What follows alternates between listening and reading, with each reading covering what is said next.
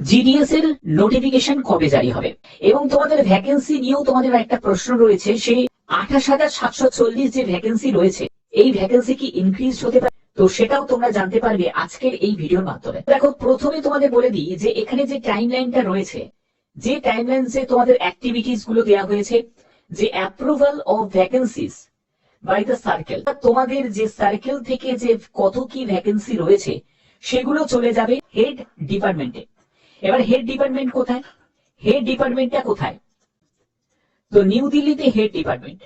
তো সেই head department থেকে সেটাকে অ্যাপ্রুভাল হবে, যে ভ্যাকেন্সি গুলো রয়েছে ডিভিশন থেকে সার্কেল, সার্কেল থেকে সম্পূর্ণ হেড ডিপার্টমেন্টে যাবে, সেখান থেকে অ্যাপ্রুভাল হয়ে তার যে ফুল নোটিফিকেশন সেটা জারি হবে। এবং এর জন্যই কিন্তু এই টাইমলাইনটা দেওয়া হয়েছে। কিন্তু যাকে বলে এই টাইমলাইনটাকে পরে চেঞ্জ করে দেওয়া হলো। চেঞ্জ করে কি দেওয়া হলো? চেঞ্জ করে তোমাদের যে নতুন টাইমলাইন যেটা দেওয়া হলো সেটা হলো এটা দেওয়া হলো যে তোমাদের approval vacancies by the circle সেটা 16ই জানুয়ারি থেকে 19শে জানুয়ারি পর্যন্ত এই প্রসেসটা চলবে, যেটা কমপ্লিট হয়ে গেছে।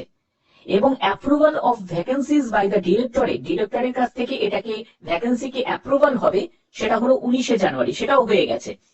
তাহলে তোমাদের নতুন যে রেজিস্ট্রেশন কবে থেকে শুরু হচ্ছে, মানে ফর্ম ফিল আপ, সেটা 31শে জানুয়ারি থেকে 14ই ফেব্রুয়ারি। তাহলে তোমাদের নোটিফিকেশন কবে জারি হবে? তাহলে নোটিফিকেশন তোমাদের জারি হবে 31শে জানুয়ারিতেই, তোমাদের নোটিফিকেশন জারি হয়ে যাবে, একেবারে ফুল নোটিফিকেশন জারি হয়ে যাবে। এবং তোমাদের সাবমিশন অফ অনলাইন অ্যাপ্লিকেশন এবং ফিজ তোমরা জমা দিতে পারবে এই ডেট পর্যন্ত।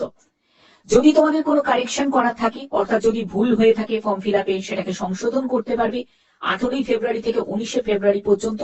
এবং তোমাদের যে টেন্টেটিভ যে ফার্স্ট লিস্ট জারি হওয়ার ডেট সেটাকেও এক্সটেন্ড করে দেওয়া হয়েছে, সেটা হচ্ছে 28শে ফেব্রুয়ারি 2026। যেটা তোমাদের আগের যে ডেটটা ছিল, আগের যে ডেটটা ছিল সেটা যদি দেখো তোমাদের 20 ফেব্রুয়ারি ছিল, সেটাকে 28শে ফেব্রুয়ারি করে দেওয়া হয়েছে। অর্থাৎ এই যে ডেটগুলোকে, এই ডেটগুলোকে চেঞ্জ করে দেওয়া হয়েছে। এবার তোমরা বল এই ডেটগুলোকে কেন চেঞ্জ হলো? হতে পারে এই ডেটগুলো চেঞ্জ হওয়ার পেছনে হয়তো তোমাদের ভ্যাকেন্সিকে ইনক্রিজ করতে পারে, কারণ এতটা হয়তো তোমাদের ডিলে করে দিল। কেন করলো? তার কারণ হচ্ছে যে ভ্যাকেন্সিকে ইনক্রিজ করতে পারে। কারণ তোমাদের যে ভ্যাকেন্সি তোমাদের রয়েছে সেটা হলো 28,740, যার মধ্যে ওয়েস্ট বেঙ্গলের যে ভ্যাকেন্সিটা রয়েছে দেখো 2,982, এবং তোমাদের নর্থ ইস্টের ভ্যাকেন্সি সেটা হলো 1,014টি। শিডিউল 1 জানুয়ারি 2026 অনুযায়ী তোমাদের এই ভ্যাকেন্সিটা থাকছে।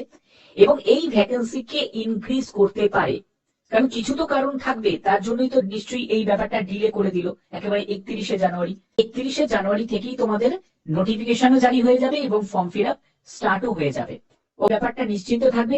এবং 10তে তোমার কত পার্সেন্টেজ নম্বর রয়েছে অবশ্যই কিন্তু প্রত্যেকে, যারা যারা দেখছো তারা প্রত্যেকে কমেন্টে আমাকে জানাবে।